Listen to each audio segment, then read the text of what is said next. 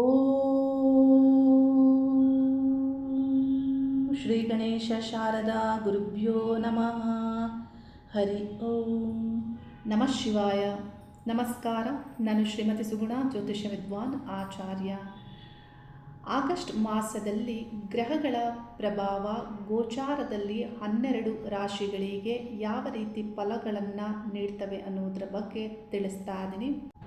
ಮಿಥುನ ರಾಶಿಯವರಿಗೆ ಆಗಸ್ಟ್ ಮಾಸದಲ್ಲಿ ರಾಶ್ಯಾಧಿಪತಿಯಾದಂಥ ಬುಧ ಗ್ರಹ ಪ್ರಾರಂಭದ ದಿನದಲ್ಲಿ ದ್ವಿತೀಯ ಸ್ಥಾನದಲ್ಲಿ ವಕ್ರ ಆಗಿ ಸಂಚಾರ ಮಾಡ್ತಾ ಇರೋದ್ರಿಂದ ನಿಮ್ಮ ಆಲೋಚನೆಗಳಲ್ಲಿ ನಿಮಗೆ ಕ್ಲಾರಿಟಿ ಇರೋದಿಲ್ಲ. ಸರಿಯಾದಂತಹ ಆಲೋಚನೆಗಳನ್ನು ಮಾಡಲಿಕ್ಕೆ ನಿಮಗೆ ಸಾಧ್ಯ ಆಗ್ತಾ ಇರೋದಿಲ್ಲ. ಆದರೆ 10ನೇ ದಿನಾಂಕದ ನಂತರದಲ್ಲಿ ಬುಧ ಗ್ರಹ ವಕ್ರತ್ಯಾಗ ಮಾಡಿ ನೇರ ಆಗಿ ಸಂಚಾರ ಮಾಡೋದ್ರಿಂದ ನಿಮ್ಮ ಆಲೋಚನೆಗಳ ಕ್ಲಾರಿಟಿ ನಿಮಗೆ ಬರುತ್ತೆ. ಜನ್ಮ ರಾಶಿಯಲ್ಲಿ ಶುಕ್ರ ಗ್ರಹ ಮತ್ತು ಗುರುಗ್ರಹದ ಸಂಚಾರ ಆಗ್ತಾ ಇರೋದ್ರಿಂದ ನಿಮಗೆ ಈ ಎರಡೂ ಶುಭ ಗ್ರಹಗಳು ಯಾವ ರೀತಿ ನಿಮ್ಮ ವ್ಯಕ್ತಿತ್ವದ ಮೇಲೆ ಪ್ರಭಾವ ಮಾಡ್ತವೆ ಅನ್ನೋದು ಇಲ್ಲಿ ಬಹಳ ಮುಖ್ಯವಾಗಿರುವಂತಹ ವಿಷಯ. ನಿಮ್ಮ ಮನಸ್ಸು ಯಾವ ರೀತಿ ಇರಲಿದೆ. ಮನಸ್ಸು ಶುಕ್ರ ಗ್ರಹದಿಂದ ನೀವು ಇತರ ವಿಷಯಗಳಿಗೆ ಅಟ್ರಾಕ್ಟ್ ಆಗುವಂತಿರುತ್ತೆ. ಆದರೆ ಗುರುಗ್ರಹ ಇಲ್ಲಿ ಏನು ರಿಯಾಲಿಟಿ ಇರುತ್ತೆ ಅದಷ್ಟೇ ಸಾಕು ಅನ್ನುವಂತಹ ಮನಸ್ಥಿತಿ ಇರುತ್ತೆ. ಈ ಎರಡೂ ಗ್ರಹಗಳ ಈ ವಿಷಯಗಳ ಸಂಘರ್ಷ ನಿಮಗಾಗ್ತಾ ಇರುತ್ತೆ. ಅಂದರೆ ಶುಕ್ರ ಗ್ರಹ ಆಸೆಯ ಗ್ರಹ, ಉತ್ಸಾಹ ನೀಡುವಂತಹ ಗ್ರಹ, ವ್ಯಾಮೋಹಗಳಿಗೆ ಒಳಗಾಗುವಂತಹ ಗ್ರಹ. ಗುರುಗ್ರಹ ರಿಯಾಲಿಟಿ ಸಹಜತೆಯ ಗ್ರಹ. ಹಾಗಾಗಿ ನಿಮ್ಮೊಳಗೆ ಇಂಥದ್ರ ಸಂಘರ್ಷ. ಅಂದರೆ ಇದನ್ನು ನಾನು ನಿಮಗೆ ಯಾವ ರೀತಿ ಅರ್ಥ ಮಾಡಿಸ್ತೇನೆ ಅಂದರೆ, ಶುಕ್ರ ಗ್ರಹ ಫ್ಯಾಷನ್, ಅಲಂಕಾರಕ್ಕೆ ಕಾರಕ ಗ್ರಹ ಆಗಿ ಇತರ ವಿಷಯಗಳಿಗೆ ಅಟ್ರಾಕ್ಟ್ ಆಗುವ ಗ್ರಹ ಆಗಿ ಇಂಥದ್ರ ಬಗ್ಗೆ ನಿಮಗೆ ಆಸೆ ಬರಬಹುದು. ಆದರೆ ಗುರುಗ್ರಹ ರಿಯಾಲಿಟಿ ಇರುವಂತಹ ಸಹಜ ಗ್ರಹ ಆಗಿರೋದ್ರಿಂದ ಇಲ್ಲ ಇಷ್ಟೇ ಅನ್ನುವಂತಹ ಒಂದು ರಿಯಲೈಸ್ ಆಗ್ಬೋದು ನಿಮಗೆ. ಇದರಿಂದ ಏನಾಗುತ್ತೆ, ನಿಮ್ಮ ಮನಸ್ಸಿನ ಒಳಗಡೆಯೇ ಸಂಘರ್ಷ ಆಗುತ್ತೆ. ಅದೇ ರೀತಿ ಗುರುಗ್ರಹದಿಂದ ಈಗಾಗಲೇ ಗುರುಗ್ರಹದ ಸಂಚಾರ ನಿಮಗೆ 2-3 ತಿಂಗಳಿಂದ ಅನುಭವ ಯಾವ ಥರ ಇರುತ್ತೆ ಅಂದರೆ, ಆಧ್ಯಾತ್ಮಿಕವಾದಂತಹ ಪ್ರಗತಿ ಇರುತ್ತೆ. ಯಾವುದೋ ಕೆಲವು ವಿಷಯಗಳನ್ನು, ಶ್ರೇಷ್ಠ ವಿಷಯಗಳ ಅನುಭವ ಆಗಿರುತ್ತೆ ಅಥವಾ ಶ್ರೇಷ್ಠತೆಯ ಮಾರ್ಗವನ್ನು ಹಿಡಿದಿರ್ತೀರ. ಆ ಶ್ರೇಷ್ಠತೆ ವಿಷಯದಲ್ಲಿ ಶುಕ್ರ ಗ್ರಹ ನಿಮ್ಮ ಜನ್ಮರಾಶಿಯಲ್ಲಿ ಸಂಚಾರ ಆಗೋದ್ರಿಂದ ಏನು ನಿಮಗೆ ಇಲ್ಲಿ ಒಂದು ರೀತಿಯ ಮನಸ್ಸಿನಲ್ಲಿ ಬೇರೆ ರೀತಿ ಭಾವ ಬರುವಂತೆ, ಇತರರೊಂದಿಗೆ ನಿಮಗೆ ಅಂದರೆ ಅಹಂಕಾರದಿಂದ, ಆ ಶ್ರೇಷ್ಠತೆಯ ಒಳಗಡೆ ಅಹಂಕಾರದಿಂದ ವರ್ತಿಸುವಂತೆ ಇಲ್ಲಿ ಶುಕ್ರ ಗ್ರಹ ಗುರುಗ್ರಹವನ್ನು ಇನ್ಫ್ಲೂಯೆನ್ಸ್ ಮಾಡುವಂತಹ ಹೆಚ್ಚಿನ ಫಲ ನಿಮಗೆ ಈ ರೀತಿ ಸಿಗುತ್ತೆ. ಅಂದರೆ ನಾನೇ ಯಾಕೆ ಹೀಗೆ ಮಾಡಬೇಕು, ಇಲ್ಲ ನನ್ನ ಹತ್ರ ಈ ರೀತಿ ಇದೆ, ಇಂಥ ವಿಷಯಗಳಿದೆ ಅನ್ನುವಂತಹ ವಿಷಯಗಳಿಂದ. ಹಾಗಾಗಿ ಈ ಎರಡೂ ಗ್ರಹಗಳ ಕಾಂಬಿನೇಷನ್ ಕೆಲವು ವಿಷಯಗಳಿಗೆ ನೆಗೆಟಿವ್ ಆದರೆ ಕೆಲವು ವಿಷಯಗಳಿಗೆ ಪಾಸಿಟಿವ್ ಅಂದರೆ ಇತರರನ್ನು ಅಟ್ರ್ಯಾಕ್ಟ್ ಮಾಡುವಂತೆ.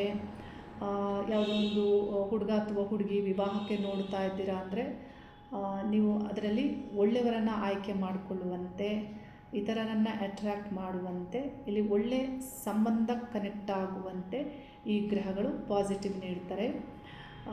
ಸಪ್ತಮ ಸ್ಥಾನ ಅಂದರೆ ಪತ್ನಿ ಸ್ಥಾನ, ಪಾರ್ಟ್ನರ್ ಸ್ಥಾನವನ್ನು ವೀಕ್ಷಣೆ ಮಾಡ್ತಾ ಇರೋದ್ರಿಂದ ಈ ರೀತಿ ನಿಮ್ಮ ಕೆಲಸ ಕಾರ್ಯಗಳ ಮೇಲೆ ಈ ಗ್ರಹಗಳ ಒಂದು ಕಾಂಬಿನೇಷನ್ ವರ್ಕ್ ಆಗುತ್ತೆ. ಸಪ್ತಮ ಅಂದರೆ ವ್ಯಾಪಾರ ವ್ಯವಹಾರ ಸ್ಥಾನವೂ ಆಗಿರೋದ್ರಿಂದ ವ್ಯಾಪಾರ ವ್ಯವಹಾರದಲ್ಲಿ ನಿಮಗೆ ಅನುಕೂಲಗಳಾಗುವಂತೆ, ಪತ್ನಿಯಿಂದ ಸಹಾಯ, ನಿಮ್ಮ ಕೆಲಸಕ್ಕೆ ಪತ್ನಿ ಸಹಯೋಗ ಅಂದರೆ ಪತ್ನಿಯ ಸಹಕಾರ ಸಿಗುವಂಥದ್ದು, ಈ ರೀತಿಯೂ ಇಲ್ಲಿ ಈ ಎರಡು ಗ್ರಹಗಳ ಫಲ ಇರುತ್ತೆ. ಅದರಲ್ಲಿ ಅಭಿವೃದ್ಧಿಯಾಗುವಂಥದ್ದು ಮತ್ತು ನಿಮ್ಮ ನಡುವೆ ಪತಿ ಪತ್ನಿ ನಡುವೆ ಒಳ್ಳೆಯ ಬಾಂಧವ್ಯ, ಅನುರಾಗ ವೃದ್ಧಿಯಾಗುವಂಥದ್ದು. ಏಕೆಂದರೆ ಪಂಚಮಾಧಿಪತಿ, ಪ್ರೀತಿ ಪ್ರೇಮ ಸ್ಥಾನಾಧಿಪತಿಯಾದಂತಹ ಶುಕ್ರ ಗ್ರಹ ಜನ್ಮರಾಶಿಯಿಂದ ನಿಮ್ಮ ಸಪ್ತಮವನ್ನು ವೀಕ್ಷಣೆ ಮಾಡೋದ್ರಿಂದ ಅದರಲ್ಲಿ ಗುರುಗ್ರಹದ ಒಂದು ಸಂಬಂಧದಲ್ಲಿ ಒಳ್ಳೆಯ ಅನುರಾಗ ಇಲ್ಲಿ ಅಭಿವೃದ್ಧಿ ಹೊಂದುತ್ತೆ, ಅಂದರೆ ಇರುತ್ತೆ. ಈ ಎರಡು ಗ್ರಹಗಳ ಸಂಯೋಗ ಕೆಲವು ಅಶುಭವನ್ನು ನೀಡುತ್ತೆ. ಸುಖ ಗ್ರಹಗಳು ಅಂದರೆ ಶುಕ್ರನು ಸುಖಕಾರಕ ಗ್ರಹ, ಗುರುಗ್ರಹವು ಸುಖಕಾರಕ ಗ್ರಹ. ಈ ಎರಡೂ ಗ್ರಹಗಳು ಜನ್ಮ ರಾಶಿಯಿಂದ ಸಪ್ತಮ ಸ್ಥಾನವನ್ನು ವೀಕ್ಷಣೆ ಮಾಡೋದ್ರಿಂದ ಈ ಶುಕ್ರಗ್ರಹ ಜಲಗ್ರಹವಾಗಿ, ಗುರುಗ್ರಹ ದೇಹದ ಅಂಗಗಳಲ್ಲಿ ಮೂತ್ರಪಿಂಡ ಕಾರಕ ಗ್ರಹವೂ ಆಗಿ, ಮತ್ತು ಸಪ್ತಮ ಸ್ಥಾನವು ದೇಹದಲ್ಲಿ ಹೊಟ್ಟೆಯ ಕೆಳಭಾಗವನ್ನು ಸೂಚಿಸುವಂತಹ ಸ್ಥಾನವೂ ಆಗಿರೋದ್ರಿಂದ ಮೂತ್ರ ವಿಕಾರಗಳು ಅಂದರೆ ಉಷ್ಣದಿಂದಾದರೂ ಆಗ್ಬೋದು ಅಥವಾ ಉರಿ ಮೂತ್ರದಿಂದಾದರೂ ಆಗ್ಬೋದು. ಈ ರೀತಿ ನಿಮಗೆ ಸಹಜವಾಗಿ ಅಂದರೆ ಸಾಮಾನ್ಯವಾಗಿ ಆಹಾರ ಪದ್ಧತಿಯಿಂದ ದಿನನಿತ್ಯದಲ್ಲಿ ಬರಬಹುದಾದಂತಹ ವ್ಯತ್ಯಾಸಗಳಿಂದ ಮೂತ್ರವಿಕಾರಗಳು ಆಗುವಂತಹ ಸಾಧ್ಯತೆ ಇರುತ್ತೆ. ಮತ್ತು ದ್ವಿತೀಯ ಸ್ಥಾನದಲ್ಲಿ ಬುಧ ಗ್ರಹದ ಸಂಚಾರದಿಂದ ಒಳ್ಳೆ ಮಾತಾಡ್ತೀರಾ. ನಿಮ್ಮ ಜೀವನಕ್ಕೆ ಬೇಕಾಗುವಂತಹ ಕುಟುಂಬಕ್ಕೆ ಬೇಕಾಗುವಂತಹ ಸರಿಯಾದಂತಹ ಮಾರ್ಗದ ಹುಡುಕಾಟದಲ್ಲಿ ಸರಿಯಾದದ್ದು ನಿಮಗೆ ಸಿಗುವ ಸಾಧ್ಯತೆ ಇರುತ್ತೆ. ಅಂದರೆ ಮಾರ್ಗ ಸಿಗುವಂತಹ ಸಾಧ್ಯತೆ ಇರುತ್ತೆ. ಚತುರ್ಥ ಸ್ಥಾನದಲ್ಲಿ ಕುಜಗ್ರಹದ ಸಂಚಾರ ಆಗೋದ್ರಿಂದ ಮನೆಯ ವಾತಾವರಣದಲ್ಲಿ ಕಲಹಗಳು, ಅಂದರೆ ತಾಯಿಯೊಂದಿಗೆ ಷಷ್ಠಾಧಿಪತಿಯಾದ ಕುಜ ಚತುರ್ಥ ಸ್ಥಾನಕ್ಕೆ ಬಂದಾಗ ಕಲಹಗಳಾಗುವಂಥದ್ದು. ಈ ರೀತಿ ಇಲ್ಲಿ ಕುಜಗ್ರಹ ಫಲವನ್ನು ನೀಡುತ್ತಾರೆ. ಕುಜಗ್ರಹ ನಿಮ್ಮ ದಶಮವನ್ನು ವೀಕ್ಷಣೆ ಮಾಡ್ತಾರೆ. ಅಂದರೆ ಉದ್ಯೋಗ ಸ್ಥಾನ ವೀಕ್ಷಣೆ ಮಾಡೋದ್ರಿಂದ ಆ ಸ್ಥಾನಕ್ಕೆ ಸಂಬಂಧಪಟ್ಟಂತೆ, ಉದ್ಯೋಗಕ್ಕೆ ಸಂಬಂಧಪಟ್ಟಂತೆ ಭಿನ್ನಾಭಿಪ್ರಾಯಗಳಾಗುವಂಥದ್ದು. ಶನಿಗ್ರಹ ಅಲ್ಲಿ ಸಂಚಾರ ಆಗ್ತಾ ಇರೋದ್ರಿಂದ ಏನಾದರೂ ಭಿನ್ನಾಭಿಪ್ರಾಯಗಳಾಗುವಂಥದ್ದು, ಅಡೆತಡೆಗಳಾಗುವಂತೆ ಇಲ್ಲಿ ಈ ರೀತಿ ಫಲವನ್ನು ನೀಡ್ತಾರೆ. ಗೌರ್ಮೆಂಟ್ ಉದ್ಯೋಗಸ್ಥರಿಗೆ ಏನೋ ಬೇಸರ ಇರುತ್ತೆ, ಯಾಕೆಂದರೆ ಸೂರ್ಯಗ್ರಹ ದ್ವಿತೀಯ ಸ್ಥಾನ ಮತ್ತು ತೃತೀಯ ಸ್ಥಾನದಲ್ಲಿ ಸಂಚಾರ ಮಾಡೋದ್ರಿಂದ ಆದರೂ ಬ್ಯಾಲೆನ್ಸ್ ಮಾಡ್ತೀರ. ತೃತೀಯ ಸ್ಥಾನದಲ್ಲಿ ಕೇತು ಗ್ರಹದೊಂದಿಗೆ ಸಂಚಾರ ಇರುತ್ತೆ. ಆದರೂ ಏನೋ ನೀವು ಇಲ್ಲಿ ಶುಕ್ರಗ್ರಹ ಮತ್ತು ಗುರುಗ್ರಹ ಸಂಚಾರದ ಒಂದು ವೈಬ್ರೇಷನ್ನಿಂದ ಬ್ಯಾಲೆನ್ಸ್ ಮಾಡ್ಕೊಂಡು ಹೋಗುವಂತೆ ಈ ಗ್ರಹಗಳು ಫಲವನ್ನು ನೀಡ್ತಾರೆ. ಯಾಕಂದರೆ ಪಾಸಿಟಿವ್ ಔಟ್ಲುಕ್ ಇರುತ್ತೆ ನಿಮಗೆ ಈ ಮಾಸದಲ್ಲಿ.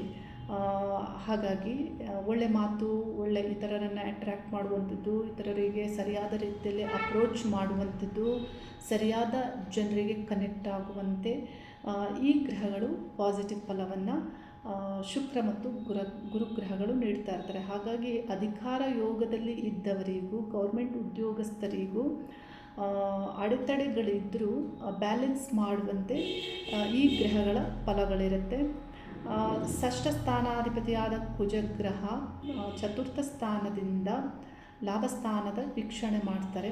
ಹಾಗಾಗಿ ಶತ್ರುಗಳಿಂದನೂ ಲಾಭದ ಫಲ ಏನಾದರೂ ಬರುವ ಸಾಧ್ಯತೆ ಮಿಥುನ ರಾಶಿಯವರಿಗೆ ಈ ಮಾಸದಲ್ಲಿದೆ.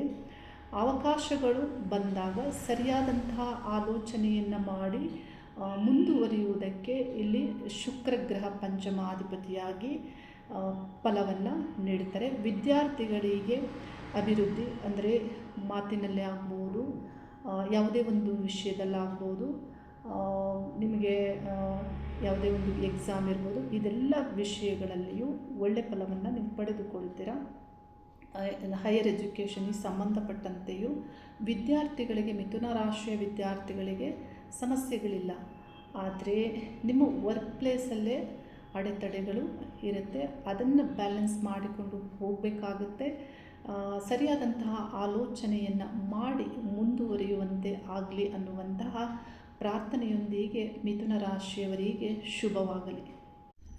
ಪರಿಹಾರದ ವಿಷಯದಲ್ಲಿ ಗೋಚಾರ ಗ್ರಹಗಳ ಪ್ರಭಾವಕ್ಕಿಂತ ನಿಮ್ಮ ಜನ್ಮಗ್ರಹಗಳ ದಶಾಭುಕ್ತಿ ಪ್ರಭಾವ ಹೆಚ್ಚಿರುತ್ತೆ. ನಿಮಗೆ ಯಾವ ಗ್ರಹದ ದಶಾಕಾಲದಲ್ಲಿ ಯಾವ ಗ್ರಹದ ಭುಕ್ತಿ ಕಾಲ ನಡೀತಾ ಇದೆ, ಆ ಗ್ರಹದ ಪ್ರಭಾವ ನಿಮ್ಮ ಜೀವನದ ಮೇಲೆ, ನಿಮ್ಮ ಕೆಲಸ ಕಾರ್ಯಗಳ ಮೇಲೆ ಮತ್ತು ನಿಮ್ಮ ಮನಸ್ಸಿನ ಮೇಲೆ ಆಗ್ತಾ ಇರುತ್ತೆ. ಹಾಗಾಗಿ ಆ ಗ್ರಹಕ್ಕೆ ನೀವು ಪರಿಹಾರಗಳನ್ನು ಮಾಡ್ಕೋಬೇಕು ಮತ್ತು ಆ ಗ್ರಹದ ಅಭಿಮಾನ ದೇವತೆಗೆ ಪರಿಹಾರ ಮತ್ತು ಪೂಜೆಯನ್ನು ಮಾಡಿಕೊಂಡಾಗ ನಿಮಗೆ ಸರಿಯಾದಂತಹ ಮೂಲದಿಂದ ಪರಿಹಾರಗಳು ವರ್ಕ್ ಆಗುತ್ತೆ. ನೀವು ಯಾವುದೇ ಸಾಧನೆಯನ್ನು ಮಾಡುವಂತಹ ಆಲೋಚನೆಯಲ್ಲಿದ್ದರೆ, ಯಾವ ಕ್ಷೇತ್ರದಲ್ಲಿ ಮುಂದುವರಿಬೇಕು, ಯಾವ ಸಮಸ್ಯೆಯನ್ನು ನೀವು ಎದುರಿಸ್ತಾ ಇದ್ದೀರಾ, ಯಾವ ವಿಜಯಕ್ಕಾಗಿ ಹೋರಾಟವನ್ನು ಮಾಡ್ತಾ ಇದ್ದೀರಾ, ನೀವು ಯಾವ ಒಂದು ಟಾರ್ಗೆಟ್ ಅಚೀವ್ ಮಾಡಬೇಕಾಗಿರುತ್ತೆ, ಆ ಕ್ಷೇತ್ರದಲ್ಲಿ ನಿಮಗೆ ಸರಿಯಾದಂತಹ ಸಪೋರ್ಟಿವ್ ಆಗಿ ಪರಿಹಾರಗಳು ಇಲ್ಲಿ ವರ್ಕ್ ಆಗುತ್ತೆ. ಯಾರು ಎಷ್ಟು ಹಣವನ್ನು ಗಳಿಸಬೇಕು, ಯಾವ ವಿಜಯವನ್ನು ಯಾರು ಅನುಭವಿಸಬೇಕು ಮತ್ತು ಯಾರ ಅದೃಷ್ಟ ಯಾರ ಕೈಯಲ್ಲಿ, ಯಾರ ವಿಜಯ ಯಾವ ಕ್ಷೇತ್ರದಲ್ಲಿ, ಇದೆಲ್ಲವನ್ನು ನಿಮ್ಮ ಜನ್ಮ ಜಾತಕದಲ್ಲಿ ಗ್ರಹಗಳು ನಿಮಗೆ ಸೂಚಿಸ್ತವೆ. ಅದರ ಪ್ರಕಾರವಾಗಿ ನಿಮ್ಮ ಜೀವನವು ಇಲ್ಲಿ ನಿಮಗೆ ಸಿಗಬೇಕಾದದ್ದು ಸಿಗುವಂತ ಆಗುತ್ತೆ. ಹಾಗಾಗಿ ನಿಮ್ಮ ಜನ್ಮ ಜಾತಕದಲ್ಲಿನ ಮೂಲ ವಿಷಯಗಳನ್ನು ತಿಳಿದುಕೊಂಡು ಪರಿಹಾರಗಳನ್ನು ಮಾಡಿಕೊಳ್ಳಿ. ನಿಮ್ಮ ಜೀವನದ ಪ್ರಗತಿ ಮತ್ತು ನೆಮ್ಮದಿಯ ಮಾರ್ಗದಲ್ಲಿ ಪರಿಹಾರ ಅನ್ನೋದು ಇಲ್ಲಿ ಸರಿಯಾಗಿ ಸಕ್ಸಸ್ಸನ್ನು ನೀಡುವುದಕ್ಕೆ ಇಲ್ಲಿ ಸಹಾಯ ಆಗುತ್ತೆ. ಪ್ರತಿಯೊಬ್ಬರ ಜೀವನದಲ್ಲಿ ಸರಿಯಾದಂತಹ ಗೋಲ್ ಇರಬೇಕಾಗತ್ತೆ, ಆಲೋಚನೆಗಳು ಸರಿ ಇರಬೇಕಾಗತ್ತೆ ಮತ್ತು ಪರಿಹಾರಗಳು ಸರಿಯಾದ ಮೂಲದಿಂದ ಸಿಗಬೇಕಾಗತ್ತೆ. ಆಗ ಮಾತ್ರ ನಿಮ್ಮ ಪ್ರಯತ್ನದಲ್ಲಿ ಸರಿಯಾಗಿ ನೀವು ಸಕ್ಸಸ್ಸನ್ನು ಪಡೆದುಕೊಳ್ಳೋದಕ್ಕೆ ಸಾಧ್ಯವಾಗುತ್ತೆ. ಪ್ರತಿಯೊಬ್ಬರಿಗೂ ಒಂದೊಂದು ಎನರ್ಜಿ ವರ್ಕ್ ಮಾಡ್ತಾ ಇರುತ್ತೆ. ಅಂದರೆ ಕೆಲವರಿಗೆ ಕೆಲವು ಸೆಟ್ ಆಗ್ತಾ ಇರೋದಿಲ್ಲ ಮತ್ತು ಕೆಲವು ಬಾರಿ ಏನಾಗುತ್ತೆ ಅಂದರೆ ನಿಮ್ಮ ಜನ್ಮ ಜಾತಕದಲ್ಲಿ ಒಂದು ಗ್ರಹದ ಭುಕ್ತಿ ಕಾಲ ನಡೀತಾ ಇದ್ದರೆ ಅದಕ್ಕೆ ವಿರುದ್ಧವಾದಂತಹ ಗ್ರಹದ ಪರಿಹಾರವನ್ನು ನೀವು ಗೋಚಾರದಲ್ಲೇನು ತಿಳಿದು ನೀವು ಮಾಡ್ಕೊಳ್ತಾ ಇರ್ತೀರ. ಆಗ ನಿಮಗೆ ರಿವರ್ಸ್ ಫಲ ಸಿಗುವ ಸಾಧ್ಯತೆ ಇರುತ್ತೆ. ಹಾಗಾಗಿ ಇಲ್ಲಿ ಪರಿಹಾರವನ್ನು ಮಾಡಿಕೊಳ್ಳುವಾಗ ಮೂಲದ ವಿಷಯಗಳನ್ನು ತಿಳಿದುಕೊಂಡು ಸರಿಯಾದಂತಹ ಮಾರ್ಗದಲ್ಲಿ ನೀವು ಪರಿಹಾರಗಳನ್ನು ಮಾಡಿಕೊಂಡಾಗ ನಿಮ್ಮ ಜೀವನದಲ್ಲಿ ಪ್ರಗತಿ ಮತ್ತು ನೆಮ್ಮದಿಯನ್ನು ಕಂಡುಕೊಳ್ಳೋದಕ್ಕೆ ಸಾಧ್ಯವಾಗುತ್ತೆ. ಪ್ರತಿಯೊಬ್ಬರಿಗೂ ಈ ಮಾರ್ಗದಲ್ಲಿ ಯಶಸ್ಸು ಸಿಗಲಿ ಅನ್ನುವಂತಹ ಪ್ರಾರ್ಥನೆಯನ್ನು ಮಾಡ್ತಾ ಇದ್ದೇನೆ. ಶುಭವಾಗಲಿ.